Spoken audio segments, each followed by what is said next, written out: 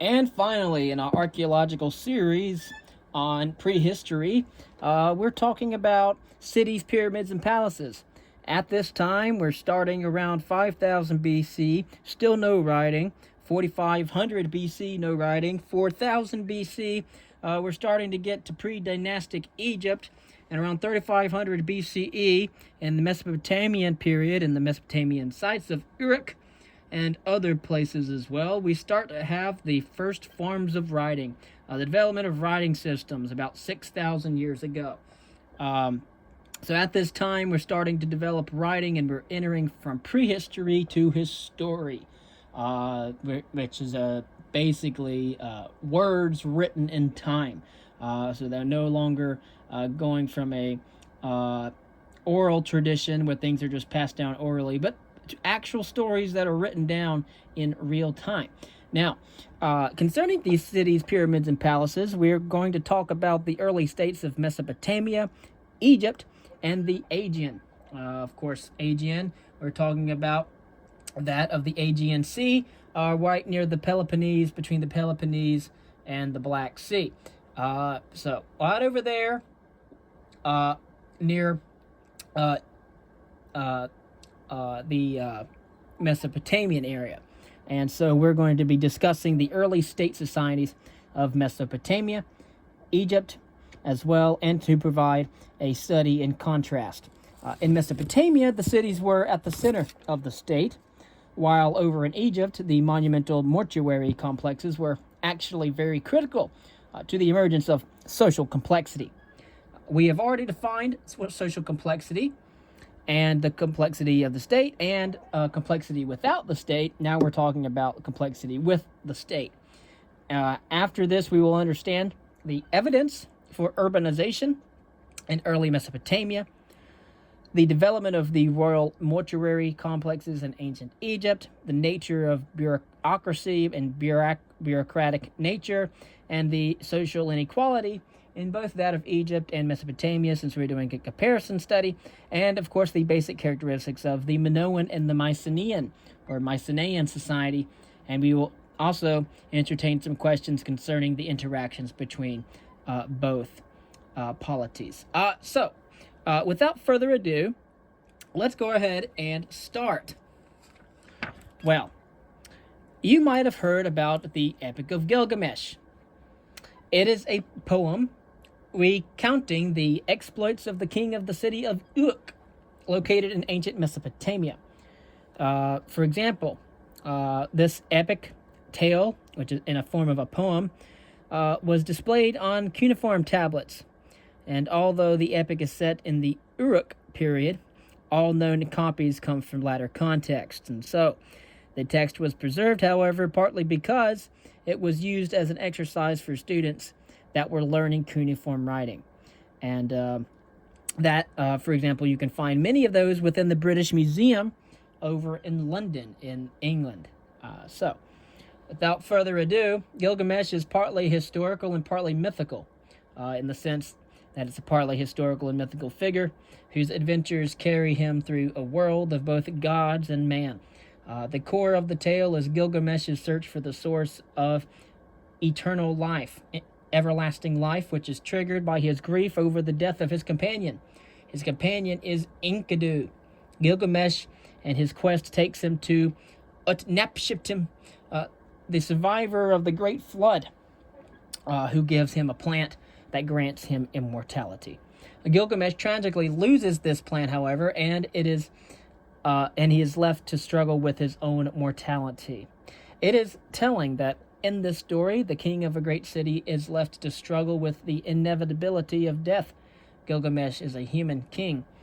The epic is also the story of the friendship between two very different characters, and Gilgamesh embodies the power of the city, while Enkidu is a wild man, a man living outside of civilization and running with the animals until the woman, the female, was able to tame him. And so, did Uruk need Gilgamesh? Well, did Gilgamesh need Uruk, is the question, or did both the hero and the city emerge as one? Many archaeologists argue, however, that cities require the organization provided by state bureaucracy or some form of writing. In large population centers, roads need planning, laws need enforcement, and of course, violence must be controlled in order for some kind of peace without anarchy can occur. Well, regardless, some people claim that state bureaucracy developed only in response to the organizational challenges that were brought by urban life. We will begin, however, understanding the homeland of Gilgamesh's story, that of Mesopotamia, which it actually saw the emergence of the world's first state societies. We will then move on to ancient Egypt, where the spectacular mortuary complexes of the pyramids that we've discussed earlier, we will go further in depth in order to provide the most cogent and clear evidence for the emerging social complexity occurring at that time. We will then briefly consider the archaeological record of the early state formation in Africa beyond the Nile Valley, beyond the River Nile, with particular focus on the site of Geno in Mali.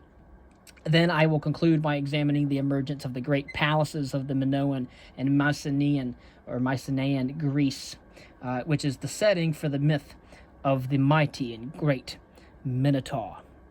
All right, well, let's start with Mesopotamia. Mesopotamia is an actual region. It's a geographical region along the course of the Tigris and Euphrates rivers, and it is centered in what's known today as modern Iraq.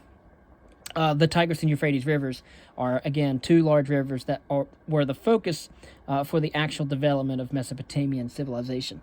Because if you've studied with me, you've understood, or should have understood, that most of these civilizations arose around valleys or river valleys. Now, Mesopotamia meaning literally the land between the two rivers. It covers the region along the course of the Tigris and Euphrates. The heartland of Mesopotamia is in southern Iraq, where the two rivers flow into the Arabian Gulf. Mesopotamia also extends to the north into Syria and Turkey and east into Iran. Archaeologists working in Mesopotamia have actually recovered a very rich and complex archaeological record, as well as documents that include the earliest written epics or stories and the legal systems in the entire world. That is from Hallow and Simpson. The earliest stages of state formation appear to have been focused in southern Mesopotamia, also known as Sumer, which is where the Sumerians come from, the ones that were first to develop one of the first writing systems. And we will discuss them later. The physical setting. Remember, in history, everything has a context. Without context, it's really hard to get to anything in terms of fact. Or if you want to understand truth, then you might be interested in the philosophy playlist. But here we're going to talk about the beginnings of history. The Tigris and Euphrates rivers, again, flow through a geological depression formed where the Arabian Shield plows into and under the Aegean Shield. And, of course, this powerful geological process is pushed up the Zagros Mountains chain, and that runs along the eastern edge of the Tigris River floodplain. And as they flow through, the area is defined by the geological depression. The Tigris and Euphrates deposit their load of waterborne silts on the valley floor. There are three important consequences of the geological position of Mesopotamia. The first is that many early sites are deeply buried by the deposit of the river silts. And as a result, little is known about the Paleolithic, again, Old Stone, and Neolithic New Stone periods of the Tigris and Euphrates River Valley. The second consequence is that there are no mineral resources in southern Mesopotamia. And so the only locally available building materials are reeds from the marshes and the ubiquitous mud. The third consequence of the geological situation of the Tigris and Euphrates is that the soils of Mesopotamia are extremely fertile. Fertility is sharp in contrast to the desert regions along the western edge of the Euphrates River floodplain. In southern Mesopotamia, the south side, crops can be grown only with irrigation, which draws water from the rivers out into agricultural fields. Dry farming, which depends on rainfall, is possible only in areas with over 200 millimeters of rain per year. The 200 millimeter uh, uh, defining the limit of the dry farming region that runs through northern Iraq and that of Syria. Many of the early cities of southern Mesopotamia lie in what today appears to be a desert wasteland. Archaeological surveys, along with aerial photographs, have shown that when these sites were occupied, they actually lay either within or at the edges of extensive marshlands. However, as the Euphrates River shifted course, ancient cities were left isolated far from the river channel. The degraded state of the modern landscape is also the result of the farming practices of the early inhabitants of the cities, which caused salt to be concentrated in soils near the surface. And as a result of this process of salination, crops can no longer be grown in the fields that once supported great cities. So we're basically talking about time after the invention of agriculture. Obviously, as we've already covered, we already had the emergence out of Homo sapiens and other hominins out of Africa to Eurasia, eastern and western Eurasia, and evidence of that going back to 300,000 years ago. We've already covered that once humans invented language, all right, around 60,000 years before present, they eventually would start to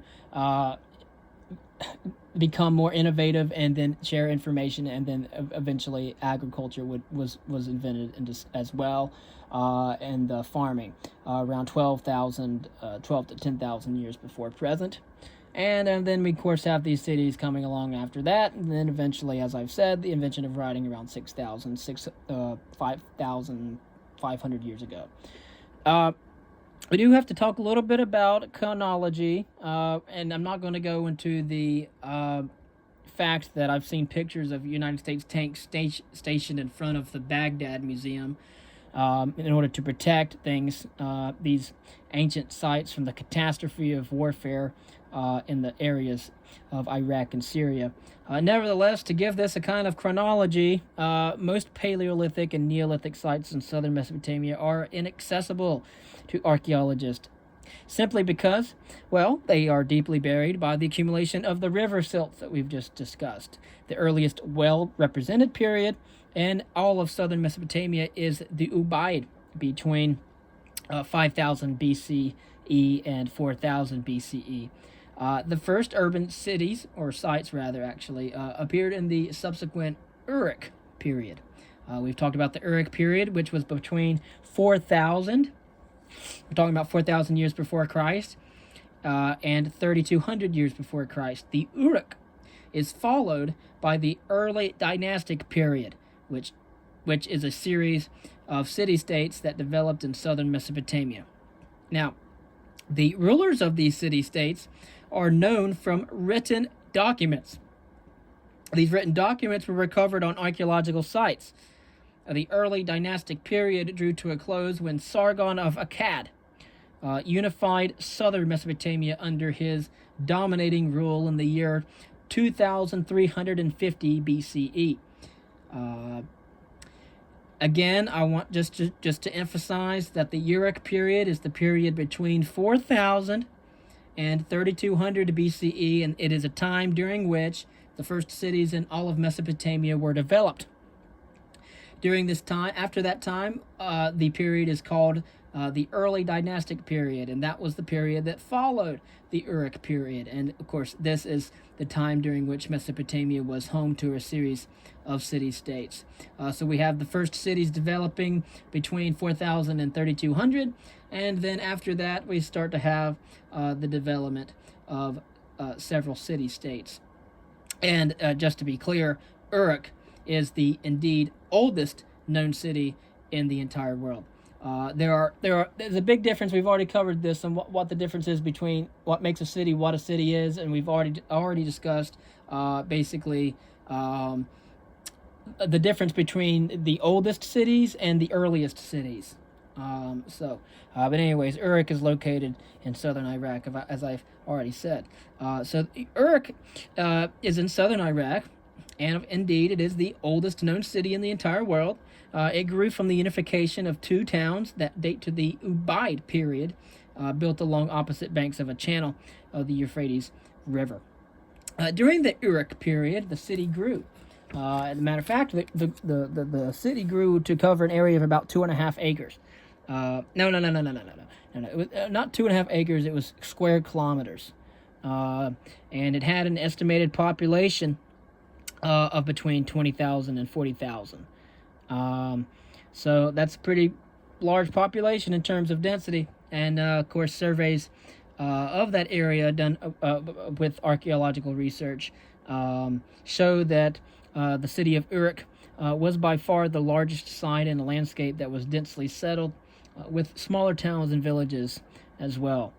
So you can imagine it as a kind of an urban center. And excavations at this site have focused on two massive temple precincts located in the center of the city, where a sequence of temple structures stretching back to the Ubaid period has been uncovered. The city of Uruk grew around these central temple precincts. The temples were built of limestone and bitumen, both of which would have been imported from outside of southern Mesopotamia. Many of these temple structures were built on platforms, evidently the precursor of the steeped pyramid, or a ziggurat. And we'll cover what that is. It's basically, usually a ziggurat is at the center of a Mesopotamian temple precinct. And the structures were often sometimes decorated very elaborately. One method of decoration, for example, was to insert colored clay cones into mud brick walls to form a kind of a mosaic. And again, a ziggurat is a stepped pyramid found. I said steeped earlier. I meant to say stepped. It's a stepped pyramid found in many Mesopotamian temple precincts. And the ziggurat at Ur, for example, is a massive brick structure, and it acted as the support for a temple at one point in time. So I've been mentioning this Ubaid period. All right, that the temple structure sequence goes all the way back to that period. If you kind of want to put that in kind of a time zone or time term, it's before pre-dynastic Egypt. I mean, it's before 4,000. It's before Uruk. It goes all the way back to pretty much 5,000 BCE. That was 7,000 years ago. It's hard to imagine that something that was built 7,000 years ago is still standing today, but nevertheless, a wonderful sight to behold. The government, obviously. Goodness, we got to start talking about governments at some point. But the Mesopotamian society revolved around three sources of authority: the temple, the palace, and the city council. Again, the society of Mesopotamia revolved around three sources of authority: the city council, the palace, and the temple. The temple was a permanent installation at the heart of the city, and the deity to which the temple was dedicated to was a basic element of the city's identity. The god of the city, the one that protects the city, the one that upholds all things, the most powerful thing into the mind of the Mesopotamian people. The temple compounds were very large. They included land and fulfilled various economic functions. The excavations of temple complexes there have uncovered the remains of both workshops, for example, and also storage rooms. This complex, the temple, was the center, and it was the place not only with the worship of the gods, but also the place of the remains of workshops and also storage for economic purposes as well. It had to be governed. And, of course, during the Uruk and early dynastic periods, the relationship between the palace and the temple was complex, and it still remains understood and without much comprehension today. So, is it possible, however, that the chief priest of the temple was the ruler of the city? It is. It is. And the duties of the king, or the king also called Insi, included maintenance of the temple and military leadership of the city. Kingship was not, however, determined strictly by descent. There is evidence that the king was selected by a city council, Unfortunately, however, little is known about this and the powers of that council. Uh, During the early dynastic period, there were over 30 independent cities in southern Mesopotamia, and although they cooperated on military and economic ventures, there were also rivalries as well, and not all rulers were equal. The Code of Hammurabi, for example, it dates to the period around 1800 BC, and it is, of course, the most extensive of a series of early Mesopotamian legal documents.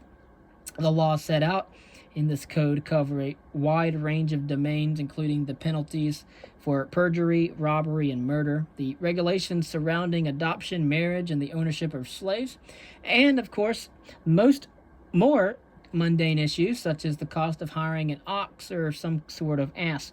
And from the Code of Hammurabi, it does appear that the king had a certain jurisdiction over the regulation of commercial activity, punishment for violent acts as well, and also other things such as family life. Again, this Code of Hammurabi, which dates to the period around 1800 BCE. So if we're going to crunch the math on that, that'd be 1800 plus 2000, which would give us a date of approximately 3,800 years ago.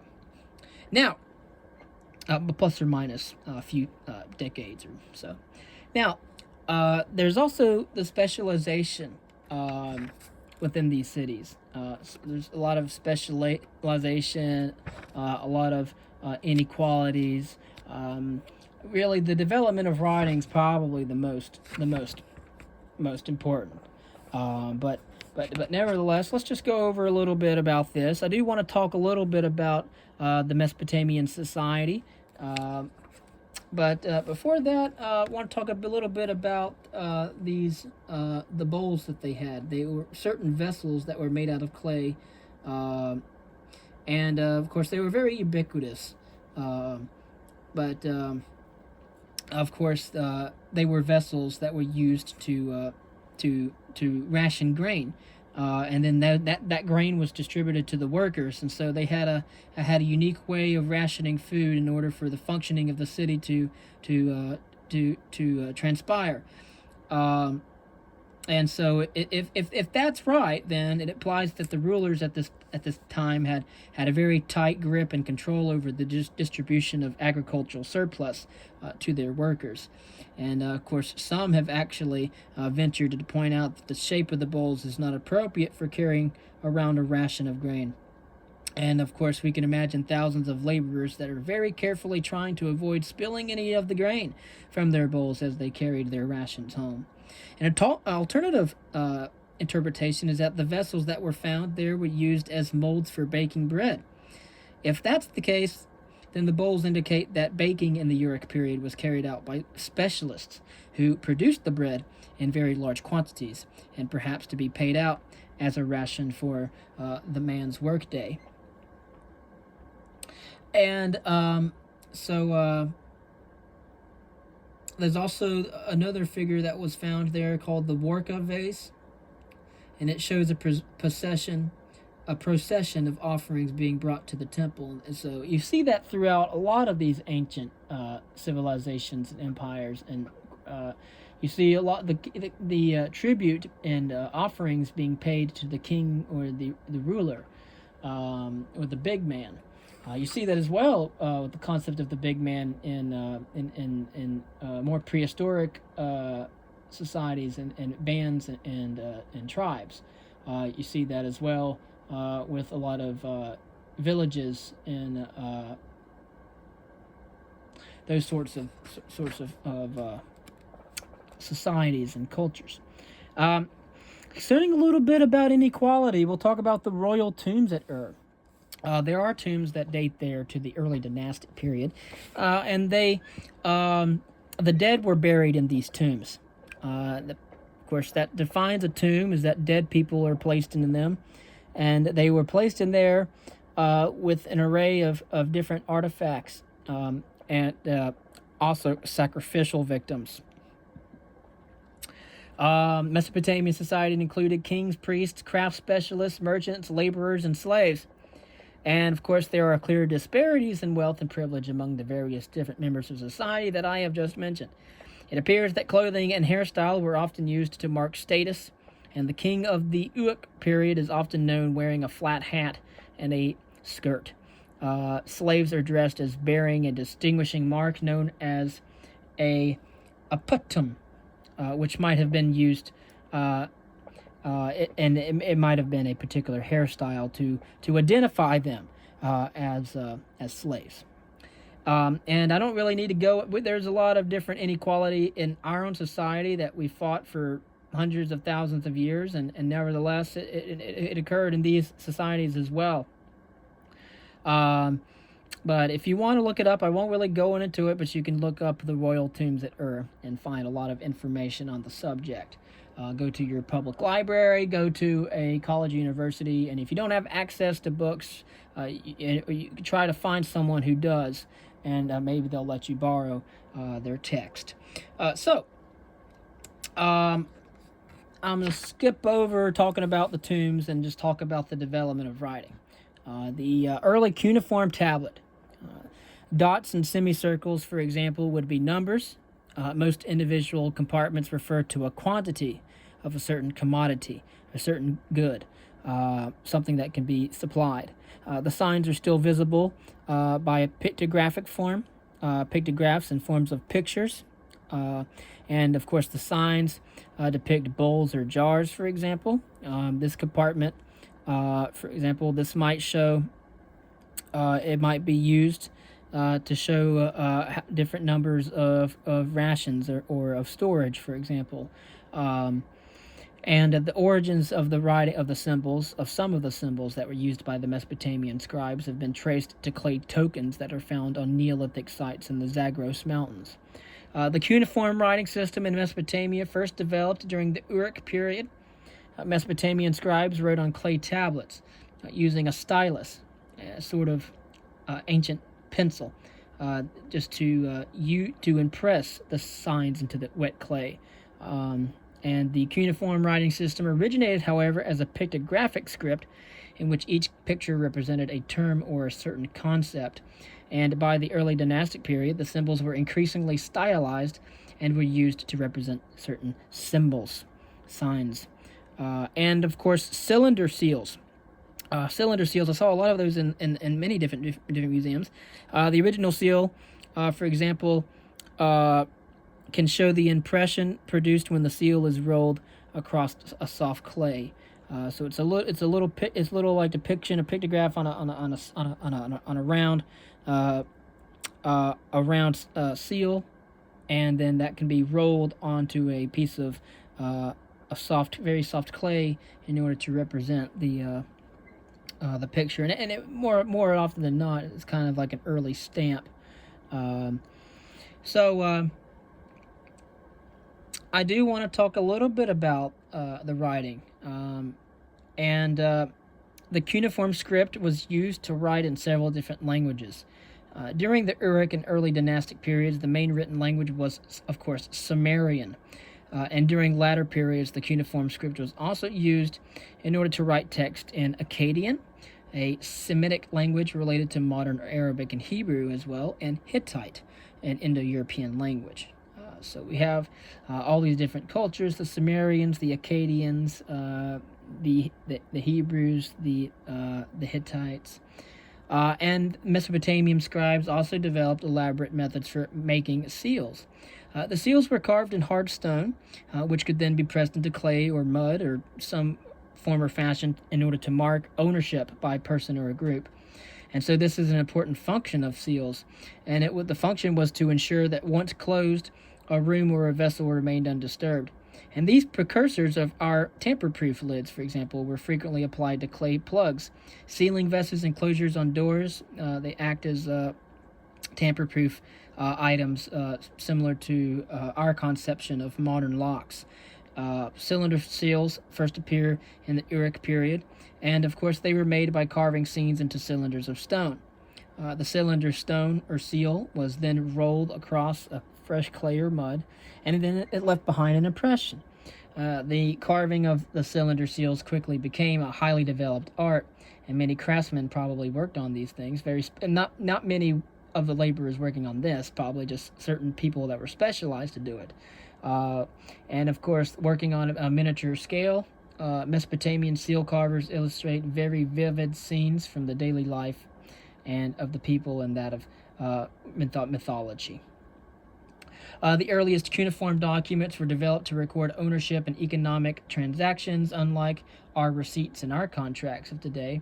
On sites dating to early in the Uruk period, hollow clay balls filled with small clay tokens are found. The surface of the clay balls, known as boule, or bula in the singular, is covered with impressions from seals and marks recording numbers.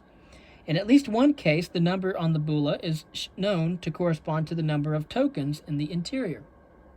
Bullae were a concrete method of recording a simple transaction.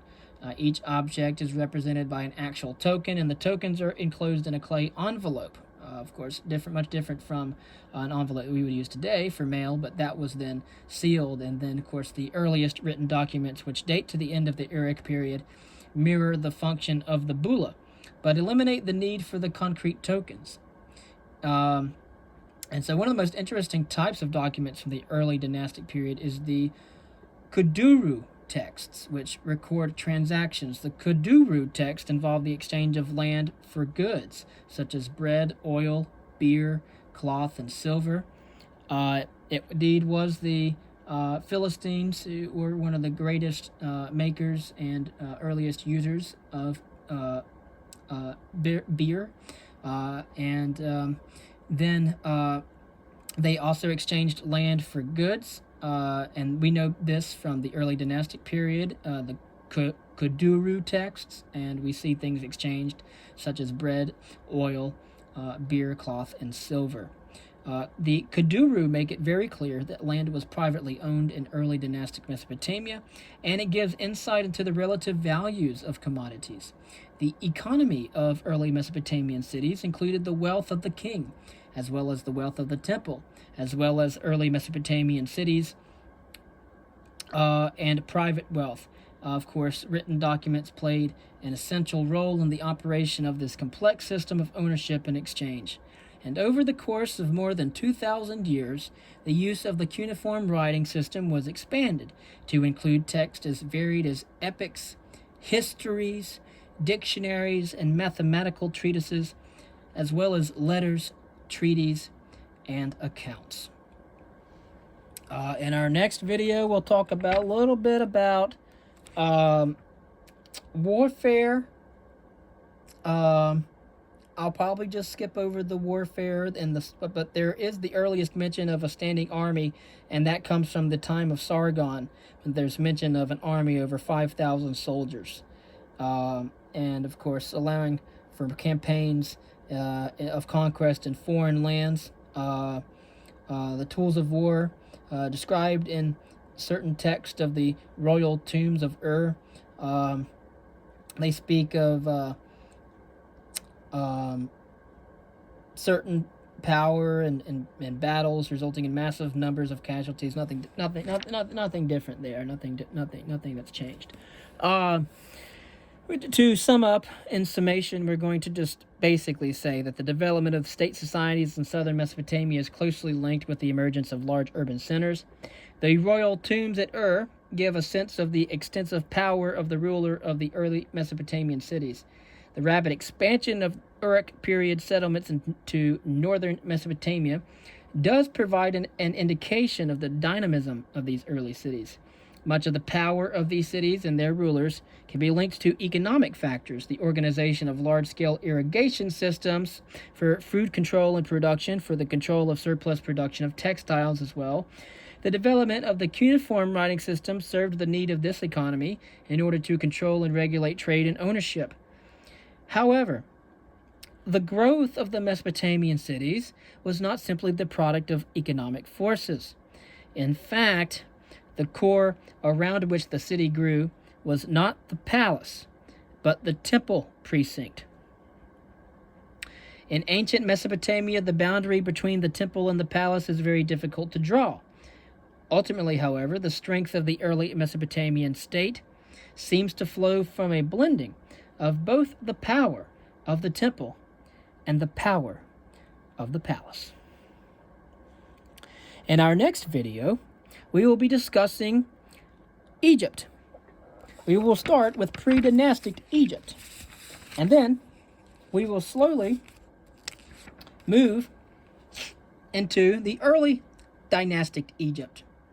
And then we will talk about the Old Kingdom, the first intermediate and second intermediate periods that are between the Old Kingdom and the Middle Kingdom, and the second intermediate period between the Middle Kingdom and the New Kingdom. And we'll talk about some really important Egyptian sites before and comparing them, the Egyptian society, with that of Mesopotamian society, and then we will end with the Aegean and Greek societies and cultures, and we will do a comparison of all of them.